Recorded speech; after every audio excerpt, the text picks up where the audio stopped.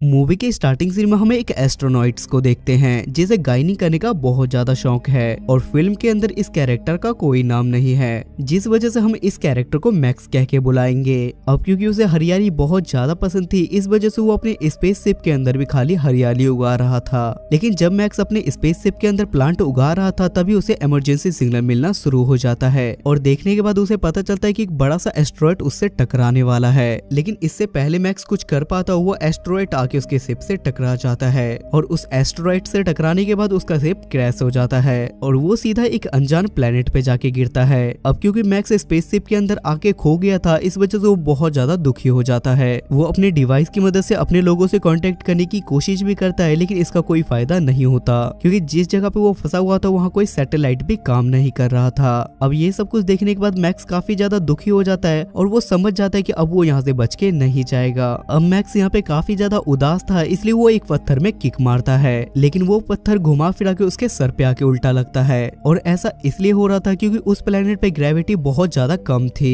और इसके अलावा वो प्लेनेट बहुत ज्यादा छोटा भी था। तब वहाँ पे मैक्स अपनी आखिरी उम्मीद के लिए एक छोटा सा आम का पौधा लगाता है, लेकिन वहाँ पे हवा पानी और ऑक्सीजन ना होने की वजह से वो पौधा वहाँ पे धीरे धीरे सूख जाता है। अब यहाँ पे मैक्स को कुछ भी समझ नहीं आ रहा था कि आखिर उसे क्या करना चाहिए। ना तो उसके पास कोई उम्मीद थी और ना धरती पे कांटेक्ट करने का कोई जरिया। पर तभी अचानक से वो सामने से एक पिंक यूएफओ को आते हुए देखता है जो कि उसी प्लेनेट पे आ रहा था जिस प्लेनेट पे ये खड़ा था। तब वो यूएफओ मैक्स के पास आके क्रैश हो जाता है, जिसके बाद वो उसे देखने के लिए जाता है जहाँ उसे किसी के पैरों के निशान दिखाई देते हैं और वो उसके पैरों के निशान को फॉलो करने लगता है और वहाँ से मैक्स घुमा फिरा के अपने स्पेसशिप के पास आ जाता है। लेकिन तभी मैक्स के पैर के पास उसके प्लांट का केस वहाँ पे लुढ़कता हुआ आता है। तब मैक्स को सामने अपने आम का पेड़ दिखाई देता है जो देखते ही देखते काफी ज्यादा बड़ा हो जाता है। जिसके बाद मैक्स अपने आम के पेड़ के पास जाने लगता है, जहाँ पहुँचने के बाद वो एलियन जैसी एक लड़की को देखता है जो कि कलर में पूरी तरीके से पिंक थी और उसे देखने के बाद मैक्स वहाँ पे शर्माने लगता है। अब क्योंकि मूवी के अंदर इस कैरेक्टर का भी कोई नाम नहीं है, इसलिए हम इसे जूली कहेंगे।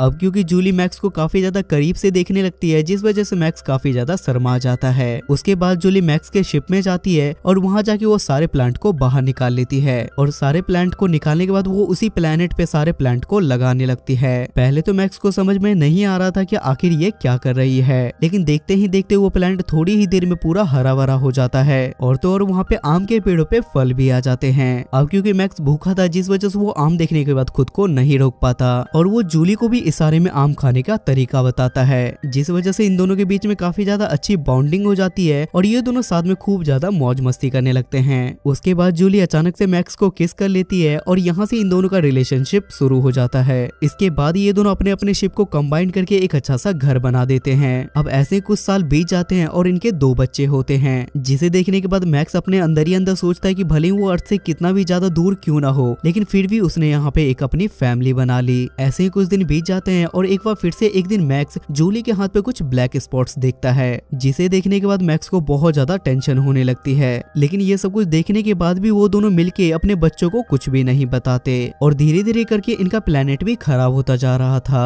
और धीरे धीरे वहाँ के पेड़ पौधे भी सूखने शुरू हो गए थे। उसके बाद वो दिन आता है जब मैक्स आखिरी बार जूली को यानी अपनी वाइफ को हग करता है। तभी उसके वाइफ की डेथ हो जाती है और देखते ही देखते वो हवा में गायब हो जाती है, जिसे देखने के बाद मैक्स काफी ज्यादा टूट जाता है और वो बहुत ज्यादा रोने लगता है। अब क्योंकि यहाँ के सारे पेड़ पौधे जूली की मैजिकल पावर की वजह से ही चल रहे थे, इस वजह से उसकी डेथ होने की वजह से वहाँ पे ऑक्सीजन भी खत्म होने लगता है और देखते ही देखते मैक्स को सांस लेने में भी काफी ज्यादा तकलीफ होने लगती है, जिसे देखने के बाद मैक्स को लगता है कि अब उसकी मौत निश्चित है। अब अचानक से वहाँ पे मैक्स की आंखें बंद हो जाती है, लेकिन थोड़ी देर के बाद जब मैक्स की आंखें खुलती है तो वो अपने पास अपनी दोनों बेटियों को देखता है जो कि अपने पापा को हक करके वहाँ पे रो रही थी। जहाँ मैक्स अपने दोनों बेटियों को देखता है और उनके अंदर से भी वही पावर निकल रही थी जो पावर उसके माँ से निकलती थी और देखते ही देखते पूरा प्लेनेट फिर से हरा भरा हो जाता है। इसका मतलब यहाँ पे साफ था कि मैक्स के बेटियों के अंदर भी अपनी मॉम वाली पावर्स थी। अब दोबारा से वहाँ पे सारी हरियाली वापस लौट जाती है और यहाँ पे मैक्स को भी सांस लेने में कोई तकलीफ नहीं होती।